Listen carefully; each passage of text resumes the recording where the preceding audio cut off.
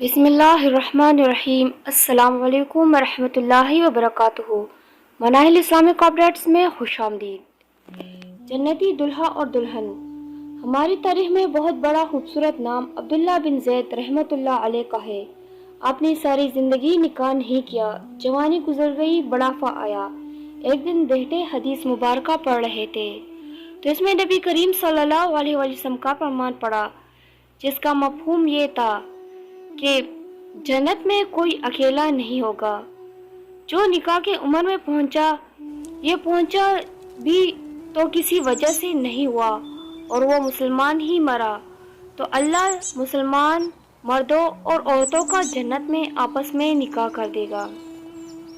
جب یہ حدیث پاک پڑھی تو دل میں خیال آیا کہ ہاں تو نکاح نہیں ہوا، کیا تو جنت میں ہونا ہی ہونا، تو جنت میں میری بیوی کون ہوگی؟ دعا کی، یا اللہ مجھے دکھا تو صحیح جنت میں میری بیوی کون ہوگی۔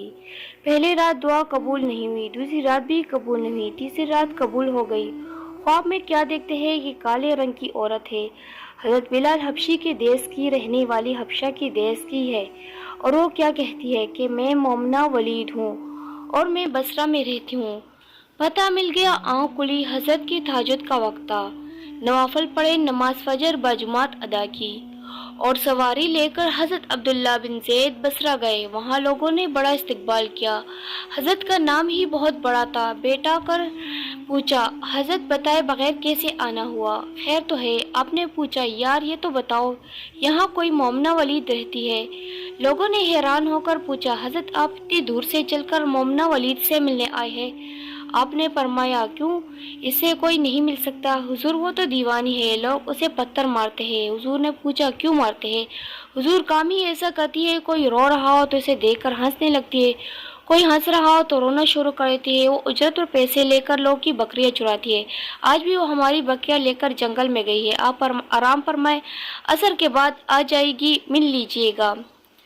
حضرت نے فرمایا، اثر کس نے دیکھی ہے؟ کہاں وہ کس سمت گئی ہے؟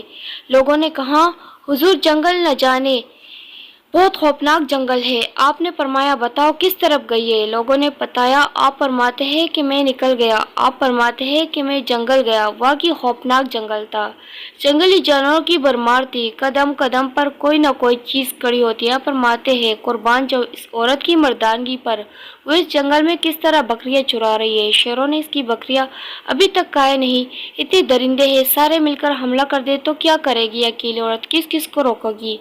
خیر، آپ فرماتے ہیں کہ وہ جگہ جہاں لوگوں نے مجھے بتائی تھی، میں وہاں پہنچ گیا۔ جب میں وہاں پہنچا تو منظر دیکھ کر میں حیران رہ گیا، حیران کر دینے والی منظر تھی۔